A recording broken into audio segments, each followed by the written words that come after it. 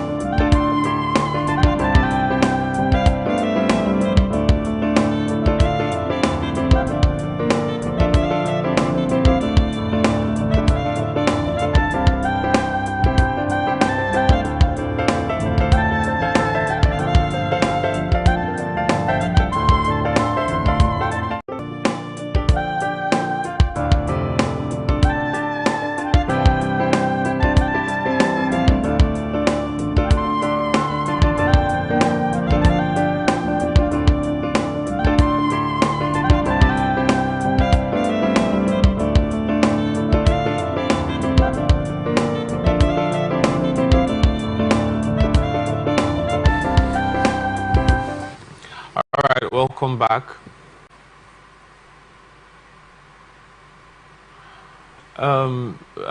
With me today, I have Mr. Onose Ifeanyi-Chukwu. Like I said, he's a voiceover artist, a scriptwriter, and also a social analyst. So, thank you. Yes, thank you very much for gracing us with your presence. Oh, thank you. So, let's dive into the stories that we have today. Rumokoro, Rivers State, detectives from the special area Rumodumaya Police Division have arrested a woman identified as Jessica in connection with the alleged torture of a 13-year-old girl. The incident occurred in Rupoku, Obiakpo local government area and is linked to separate allegations of rape against Jessica's husband, Ebuka. The victim's mother, Goodness, whose name withheld to protect her identity, reported that on Sunday, December 29, 2024, Jessica allegedly stripped her daughter naked, bathed her in pepper, inserted pepper into her vagina, and physically assaulted her with a machete. This alleged attack followed accusations that the teenager had engaged in sexual activity with Ebuka. According to Goodness, her daughter disclosed that on Christmas Day, December 25th, 2024, she was taken to Jessica's house by a mutual acquaintance. While Jessica and the friend were briefly away on an errand, Ebuka allegedly raped the teenager, threatening her into silence. The alleged rape was not immediately reported to the threats. Ebuka has reportedly been at large silence since then. The situation escalated on Sunday when Jessica allegedly lured the teenager to her home under false pretenses and carried out the alleged assault. Witnesses reportedly recorded parts of the incident. Ebuka has since been apprehended and has denied rape allegations in his statement to the police. Prince Wiro, National Coordinator of the Center for Basic Rights Protection and Accountability Campaign, has strongly condemned the alleged torture. We have interacted with the teenager and even saw the bruises and wounds on her body, Wiro stated. We demand a thorough investigation by the police. The police should make concerted efforts to bring in Ebuka, the woman's husband, to answer for the allegation against him, and anybody found culpable in course of investigation should be made to face the law. We will describe the alleged torture as inhumane, barbaric, and disheartening. Attempts to obtain officials' comments from River State Police Command spokesperson SP Grace Irene Koko were unsuccessful at the time of filing this report. So, I don't know. I find this story very disheartening, and I think it's becoming, almost becoming a norm where you get to hear that on a daily basis. You get to hear that teenagers, children are being raped or are being molested sexually and all of that. Yeah, sure. I don't know. What do you think about this story, especially in the case of this young girl who is just, I think, 13? Obviously, she cannot just wake up one morning and then accuse an elderly person of rape if he actually didn't carry that act out. So, what do you think about this case? Yeah, wow. When I heard about it earlier, it was very disheartening.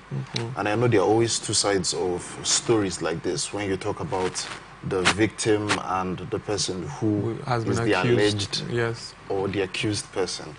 Now, in this particular case, what I think is, yes, probably Ebuka would have done it or maybe did not do it. But my problem lies with the lady, that's the wife of Ebuka, who carried out that kind of barbaric action by torturing a girl to that point.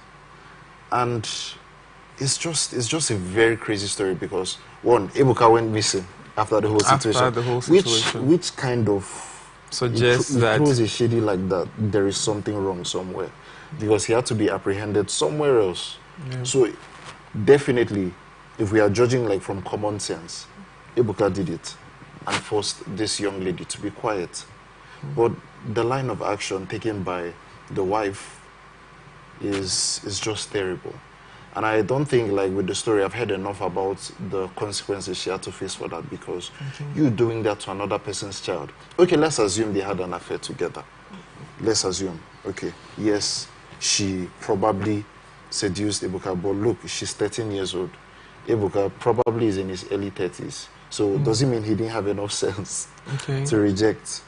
And it's just wrong on every sphere you put it on. What the woman would do to another person's child because of a rape case. Yes, there was anger, I know, but there should also be like reasonable self-control in knowing how to handle the issue.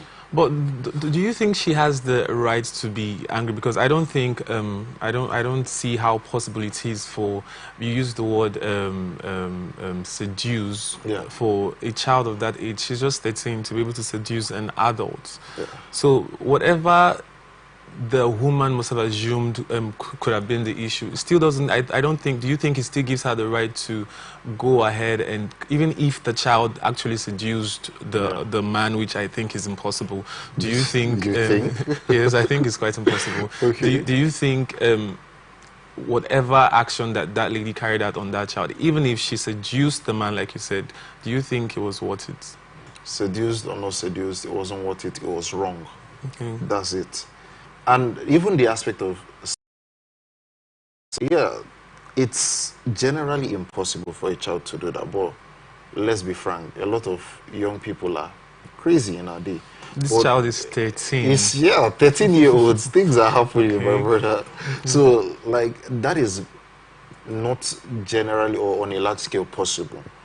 But the problem is not with the young girl, it's with the man. Because, okay, let's assume, even though she was 16, and she seduced him, didn't he have any sense to say no? And I mean, Ebuka should have known he was married to perhaps a not very okay woman upstairs, because for somebody to carry out that kind of action over such a matter without even getting the facts properly, it just doesn't make any sense to me. It just doesn't at all.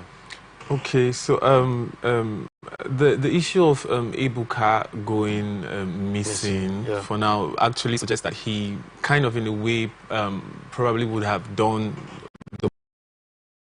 Do you understand? So now this brings me to, like I said, the issue of rape and all of that on a daily basis. What do you think can be done to curtail these rape cases, especially with guys? I was talking to someone the other day, and I told the person, you hardly hear of ladies raping men, or Yeah, it's happened though. yeah, it happens, but you hardly hear of such things. Yeah. But the issue of the male always raping and sexually abusing the females, what do you think can be done to curtail this issue of rape, like put an end to, or to a large extent limit this whole issue of rape? You know, the problem with rape in society is as old as time itself.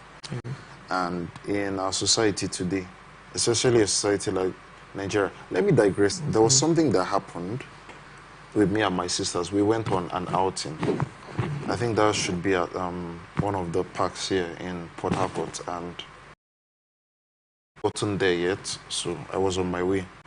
But when I got there, my sister told me of something that happened in the queue, where they were trying to queue to get tickets. Now, a man went behind her, zipped down his knicker, because there was A lot of crowd a and all lot of of that. crowd, so it would have been her, and was feeling away on her. And she turned and caught him, and the man took off and all. And now my point of that story is what another man said when she was trying to chase him. The man said she should leave him, that the man is mentally unwell. So now you see how that sounds. So now people do all these things. You know, in society, many people blame the ladies for not being, quote unquote, properly dressed for them. So meaning that they are the ones that have, you know, instigated the whole rape situation. Which is a very foolish thing. It was a very foolish comment by somebody to say that he was mentally unstable. So that is why of committing such a thing, it should be justifiable because he's not well. There are other people that are not well. And if he was not well, he was seeing it up and down. So that well. So back to what we are saying now. A lot of people in society tend to blame the victims of rape for the reasons rape happened. Yes, there is a factor to it. In fact, there's no factor to it. There should be no situation whereby anybody should be caused to rape a person because of how she's dressed. Because if a lady or whoever in this case scenario is dressed immorally, you have a choice of looking away. Exactly. There's always a choice. So it is people making poor choices. These rapes to happen. Now, in our society today, there have been many measures, especially by law, to take care of rape cases. I know rape cases now in law is not against the victim, it's against the state itself when you commit rape. So there are actions being taken, but the happening.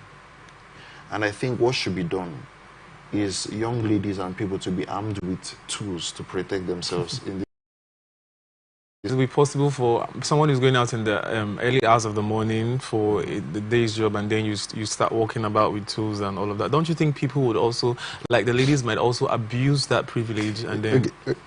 Yeah, there's abuse, but everything can always be abused, definitely. But when I mean tools, I don't mean guns, so actually. I mean like tasers. Anything harmful can be abused, don't you think? Yes, true. But the state also, in the administration of the tools to the people, also need to administer as well guidelines an assault on another human being. Because, yeah, some people who are not normal as well may use that as an opportunity to avenge to avenge all the people that they don't like, and to paint it into a rape case. So that's why I feel these things like tasers, pepper sprays, all these things should be, because I don't think, because what kind of sensitization will you do? What seminar will you do to help rapists stop? It's only if like they are changed from within, and that's God's work to do. So Okay. For the issue of the girl, the little girl that was raped and then was also beaten or malhandled by the neighbor, by the neighbor. Yes, I think the neighbor. Yes. So I don't. There's this thing that always happens when, you know, just like you were saying earlier, you see bad things happening and people just stand and look. Wasn't there neighbors around, like when this child was being first?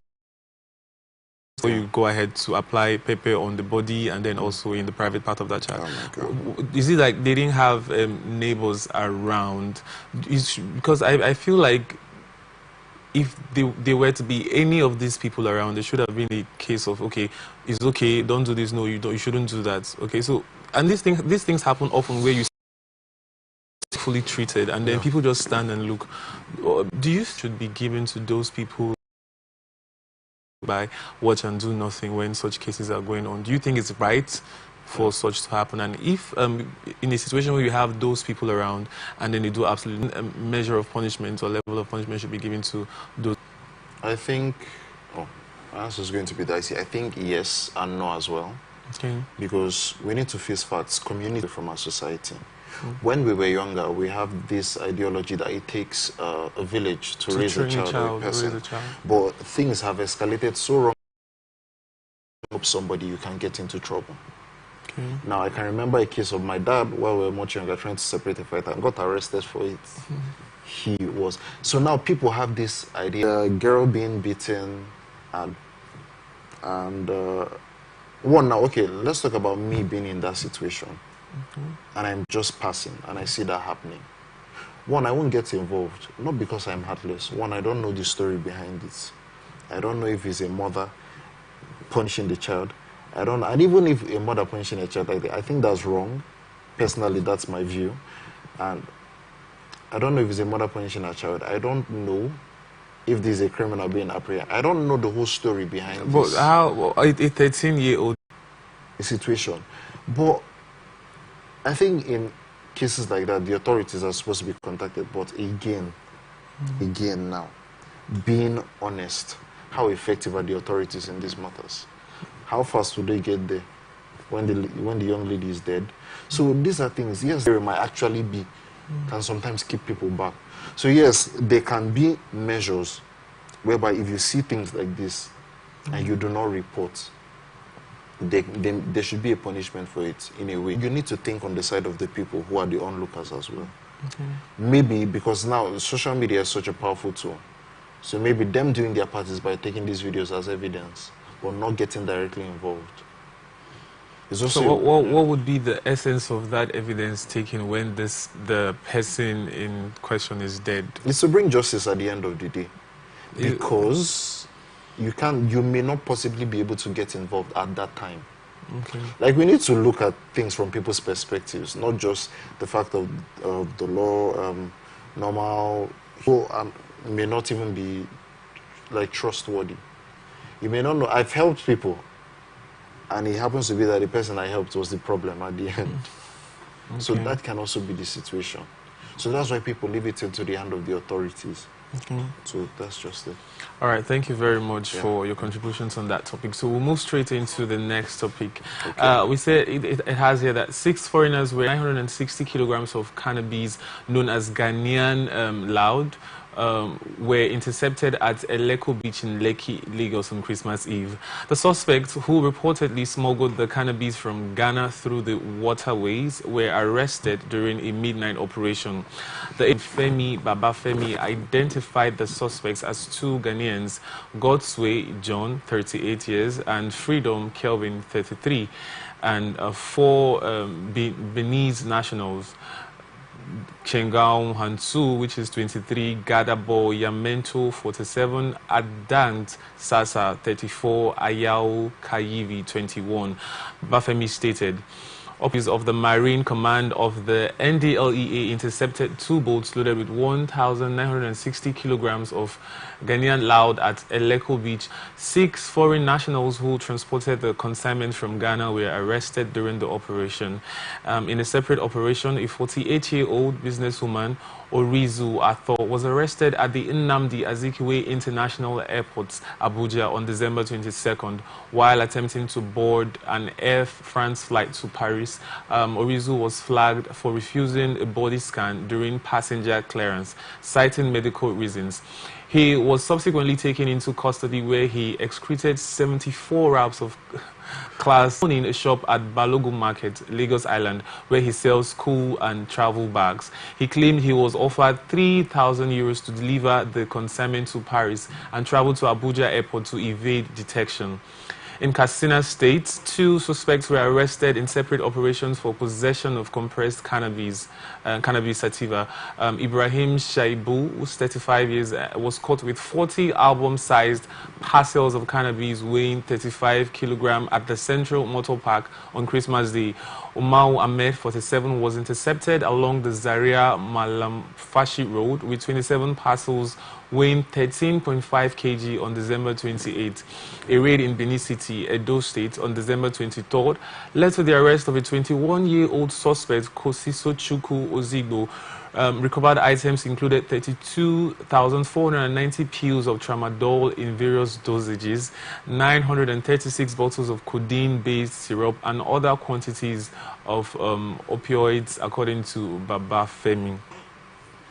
Okay. Now, this is just, when you look at these stories, this is just too much. And to think that all of this happened in just 1 month, which is the festive season, I'm wondering, is this like the new, recently we heard about this whole coming back to Lagos to have, I don't know the name that it's called, Dirty December. Yeah. So could it be that this is like a means to like actually dirty the December, if there's any word like that?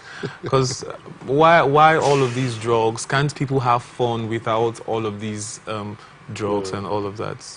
Well, wow.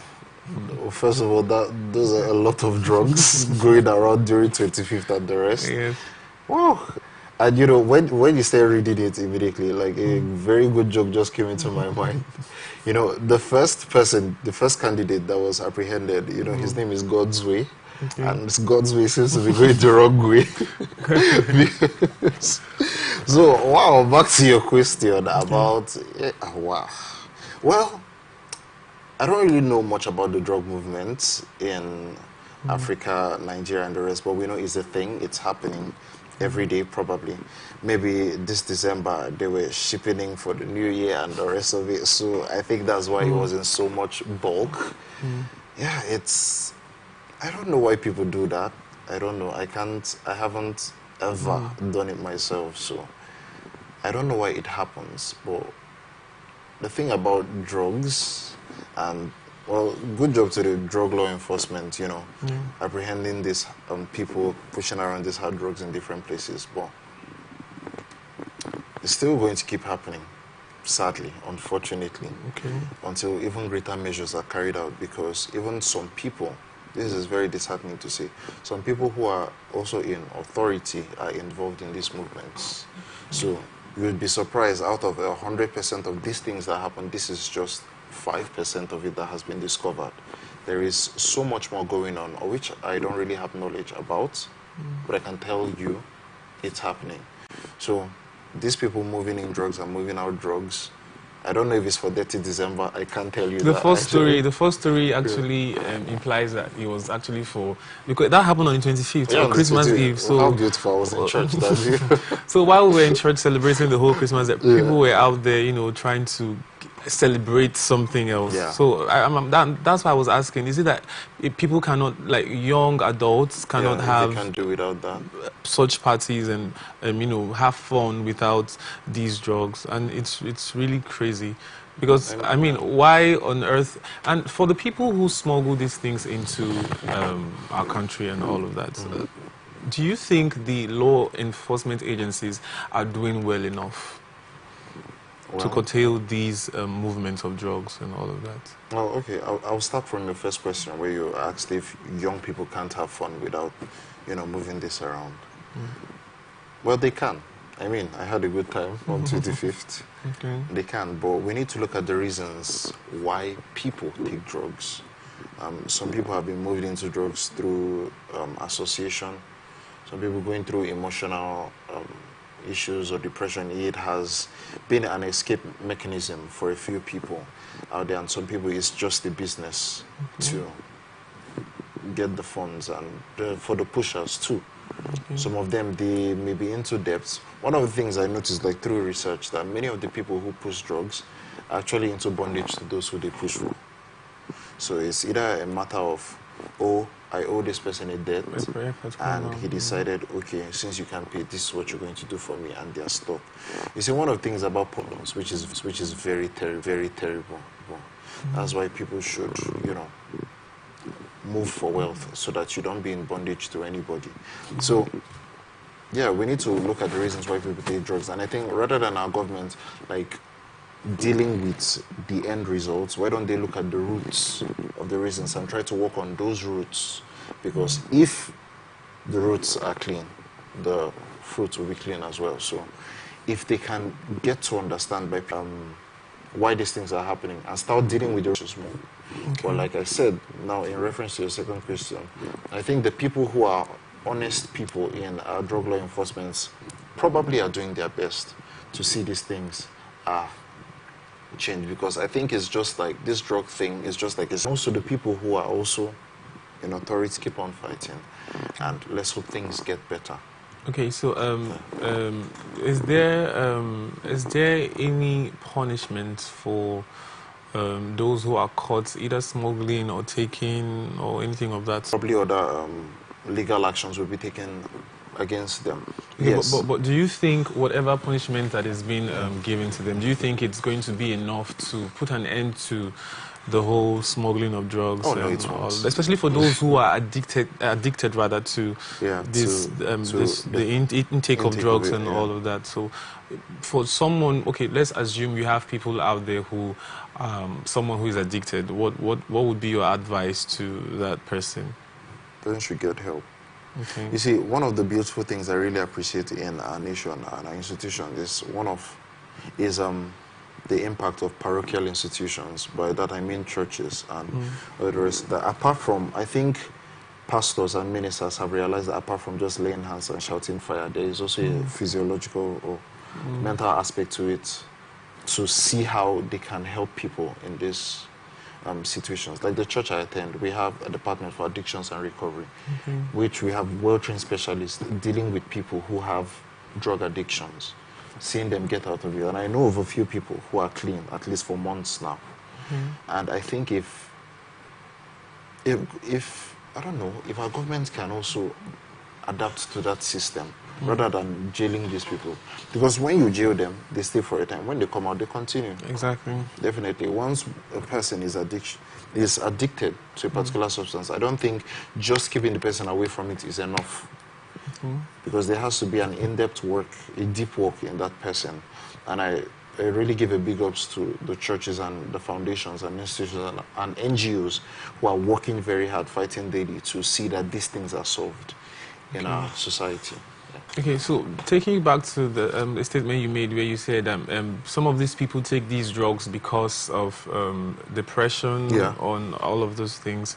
And do you think that, let's assume I'm open to my parents. Do you think, how do I put this question? Okay, do you think that parents also have a role to play in children carrying out these exercises? Because I want to believe that if I have a good relationship with my child should be able to speak to me about any issue or whatever it is that concerns him or whatever is bothering him. So should we say that parents have failed in their duty to properly train the young adults of our generation, owing to the fact that most of them take these things because they are sort of depressed and probably don't have someone to talk to and all of those things? Okay. I don't want to sound very religious, but I'll have to say that I think it is, like, based, because you're asking me on my views, so I'll put it out there. You see, a parent can raise a child, but it takes God to keep the child. I know of people that their parents are way better when it comes to raising, when it comes Discipline. to nurturing, not just discipline, like being a friend to their child and being there for their children. And somehow these children still go haywire. Why there are some that their parents didn't really put in a lot of effort, and you see they are fine. Now, definitely, is there a role that a parent should play in the safety of their child, like in removing them from vices? Obviously, yes, there is. And have some parents failed in it? Yes, that's a fact. Have some been doing well in it? Yes. But like I said, it takes a parent to do well. It takes God to keep a child. Now, the thing is that I really want to give appreciation to a lot of parents, not just older generation parents, but the newer parents who are seeing that they are there for their children, seeing that they get to raise their children in a way that they can talk about these things to them. Their parents are really doing good. And I've not been a parent myself, but I know it's not easy to raise children. No? You can do your best and a child still goes in some other direction, totally outside everything that you have done, everything that you have modeled. It happens. It doesn't mean the parent is bad. It just means that life happens. So we can't really blame parents fully on the reasons why their children go bad or why their children go the wrong way. We can't totally blame them. Yes, there's a role for parents to play. And yes, some people are in these situations because their parents have failed, is a fact. But as well, apart from, you see, back to, sorry for cutting short, back to what I've said before, when it used to be a community to raise a child, it was, I think, easier to have a child avoid these kind of things, or to have a person growing up avoid these kind of situations. It was easier. Because then, when we're growing up, if your neighbor catches you doing something, but they can flog you before your mother comes. Yes. They can discipline you, they can have these things done. But now, you don't touch anybody's child before you enter trouble. So that's just the thing. I feel parents are doing their best. The ones who are doing their best. And where parents have failed, again, institutions have been coming in to see how to help, to make our society a better place. So I don't think it's the fault of parents that children get into drugs or that people get into drugs. So, thank you very much for your contributions on that topic. So let's move straight into the next topic. Shegun Oni, a distraught father, has called for justice and compensation after his daughter Irewole Tomiwa was allegedly shot by a police officer attached to the Itele Awori police station in Ogun State. Irewole Tomiwa, a caterer, was reportedly returning from work on July 23rd, 2024, around 10 p.m. when her vehicle was stopped along Lafenwa Ota Road by police officers. According to Uni, the officers demanded money, but when she could not provide it, one of them fired a shot that pierced her car and struck her, causing severe injuries. Describing the incident, Oni said, "My daughter was returning from her catering job with her junior sister and a family friend in a Lexus salon car when they were stopped by policemen from the Itele Awori police station.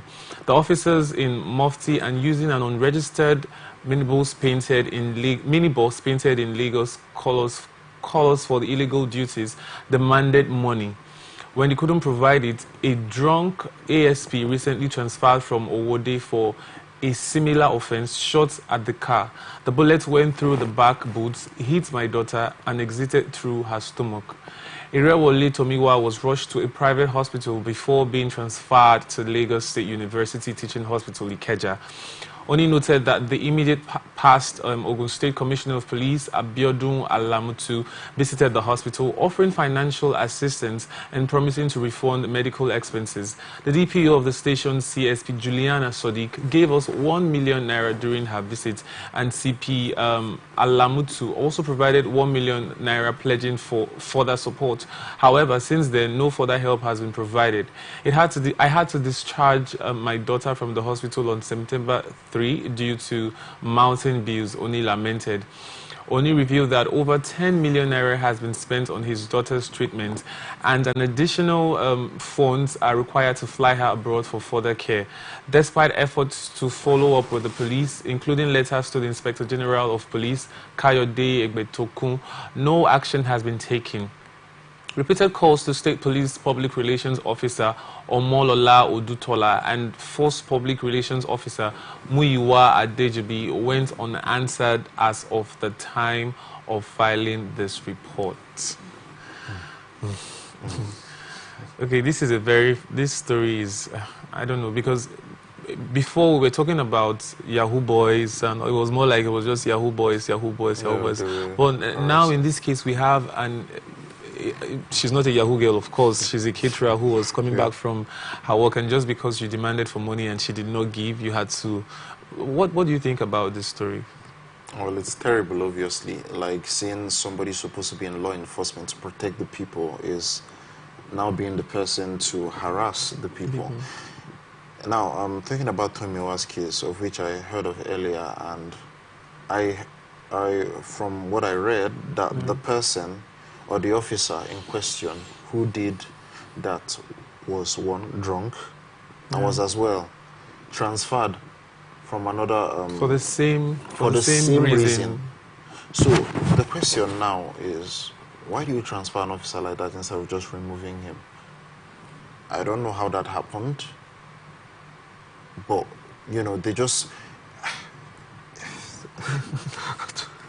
I don't know what to say, because how do you switch a person with a fault to another state? Like, does the atmosphere change him or what?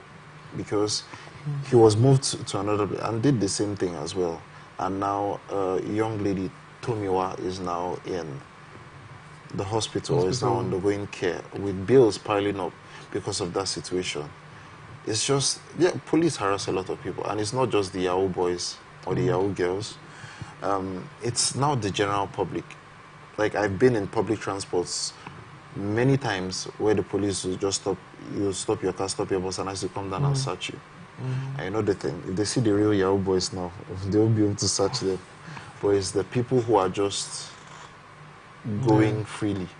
They'll come down, open your bag, just at random, and it's really a problem. It was because of cases like this. They had the NSAS protest and the other protests that also causing people still losing their lives in the process of it. So, just like you mentioned, someone was faulted for doing something, and then you transfer the person from that state to another state rather than removing the person from office. I don't know. Do you think the government is doing enough when it comes to the issue of police harassing people and all of that? Because this is not the first case we're having. This is not the first story we're having. There have been repeated cases of the police harassing, citizens of the country and all of that. I could remember a time when we were also traveling, and then I don't know what happened, what transpired between the bus, the driver, and the policeman. But I remember vividly that he shot at the bus, and I don't know the kind of bullet that he was using, but he didn't touch me. He didn't touch anybody.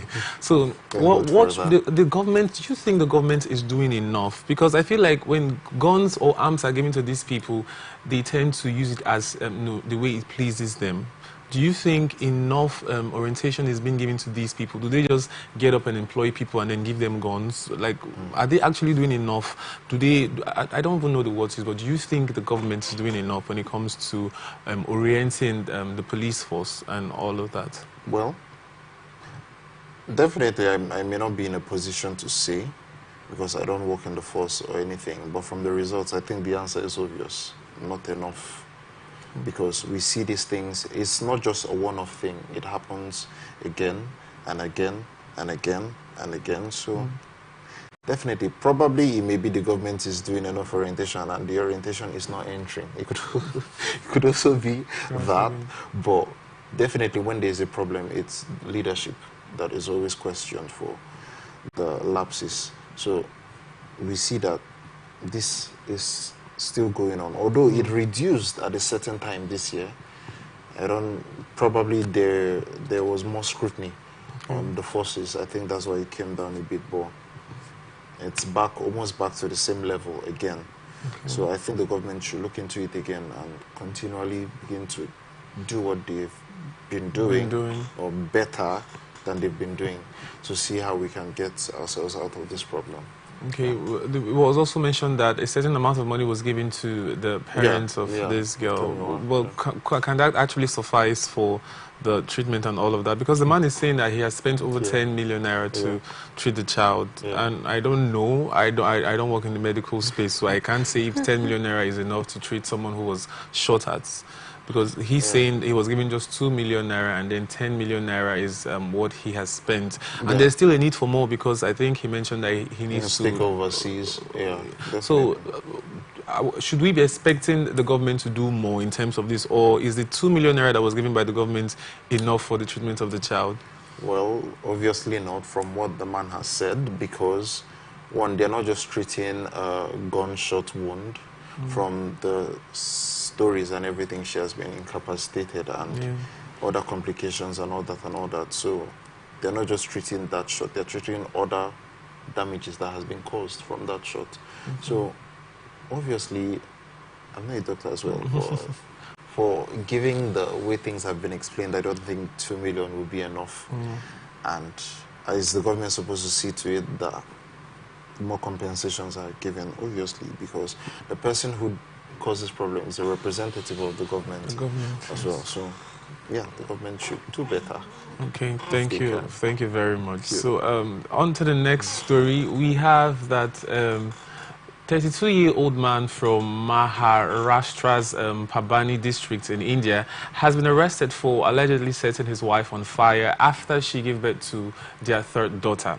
Now, this tragic event highlights the entrenched societal pressures and gender bias that continue to persist in some parts of the world, where the birth of a male child is often preferred over a female one. The incident has sparked renewed discussions about the devastating impact of such discrimination on women and families.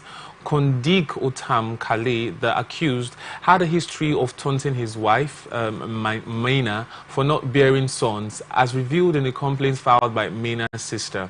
On Thursday night, their marital dispute escalated fatally when Kale poured petrol on Maina and set her ablaze during an argument at their home in Gankaked, Naka, about 520 kilometers from Mumbai.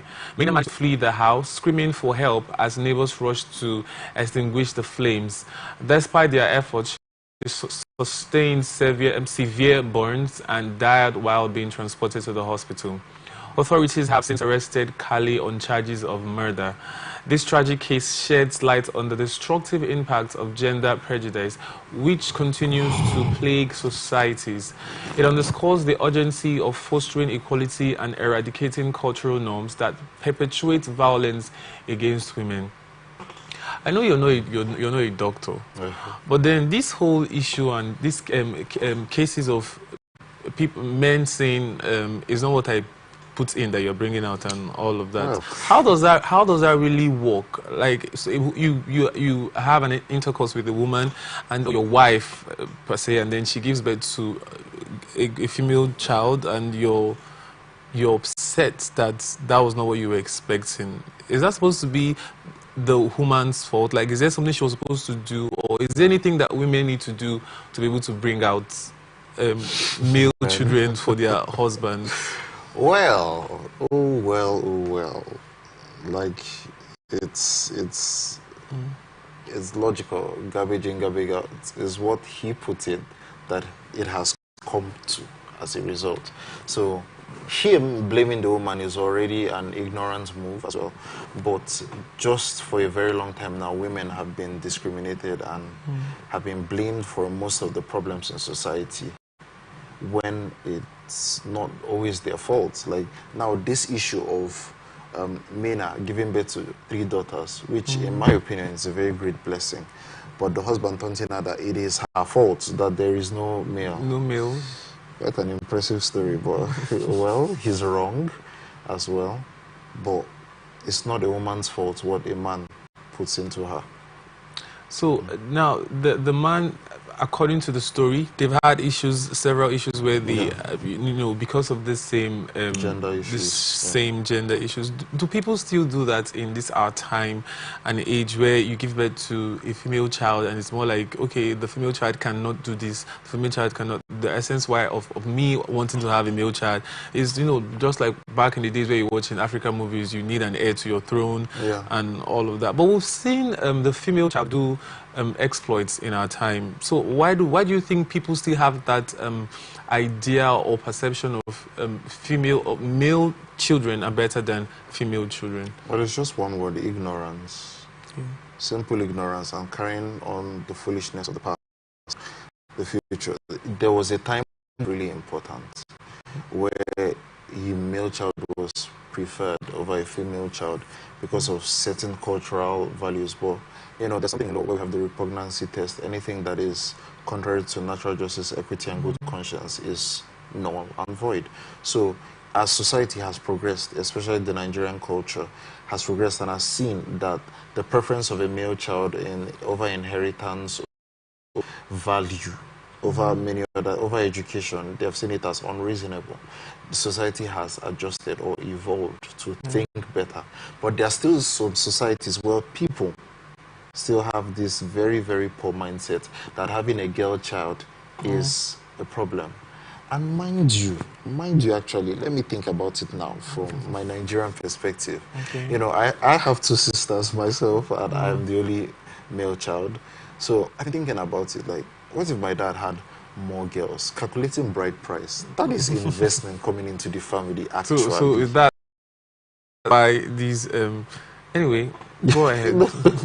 That is investment coming into the family. Like, if I can, let's say I do 5 girls, maybe when I give birth, and obviously they will go to school, they will do all these other things. So not that that's what the girl is valued at, but obviously there is always like financial increase when a girl is being married off, especially here in Africa.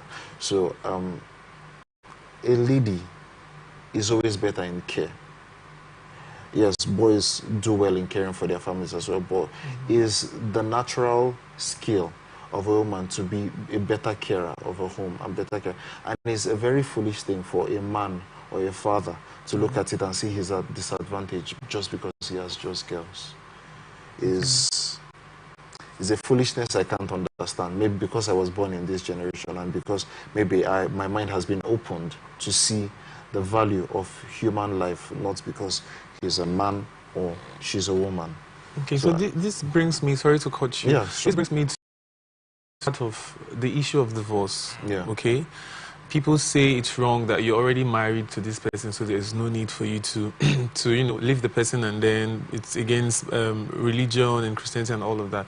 So for a woman who has been going through all of this in the hands of a man, isn't it wise to advise her to, leave the marriage rather than losing her life just like she did? Yeah. So what's your opinion on the issue of divorce? Obviously, she should leave. In fact, I believe that even a man does like this. Yes. Like, you should move immediately.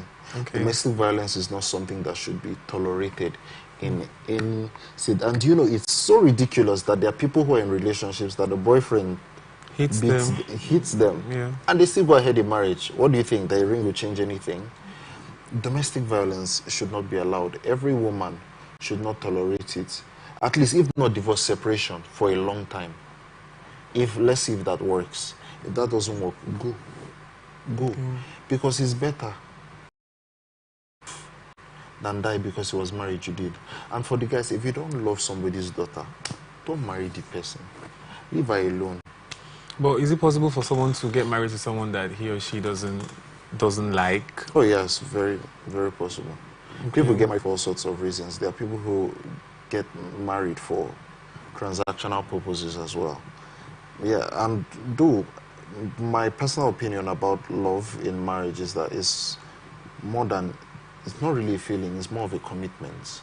Okay. Because even people who get married when they're in love, the butterflies feed, all those spirits feel, oh my God, it goes away, and there is reality now sets in. So the thing is that what keeps a home together at that point is your decision to choose this person over time. Okay. If I can share this story, I can remember when my grandfather passed, and the day he was being buried, my grandmother called me to the table, and she brought a plate of food covered, and she wanted to make it a very good explanation. So she told me, marriage is like a food served to you. When you open it, you see the food in. You can choose to eat or you can choose to walk away. But the thing is but the main fact is that it's about choice. As she said, in her marriage, yes, there were problems. Every marriage has their crisis here and there. Adversity has everybody's address. But the thing is that within it, you can still choose this person. So that's just it. It's about choice. All right. Thank you very much. It was great having you today. Thank you so much for your contributions to these stories. So this is where we wrap it up on this episode of Atlantic Society Watch. Once again, thank you so much for gracing our show. We're really grateful. So we are open. Conversation. Thank you. We are open for advert placements, news and events coverage, personality, society and political interviews, product, service promotion and commercials. You can connect with us on all our ATN socials, Facebook and YouTube, Atlantic Television Network, Instagram and TikTok, Atlantic TV Network, Twitter, atlantictv.net. Watch us live on our website, www.atlanticnetwork.tv. And remember, peace and unity are the pathways to progress. Thank you for watching. I am Francis Neka.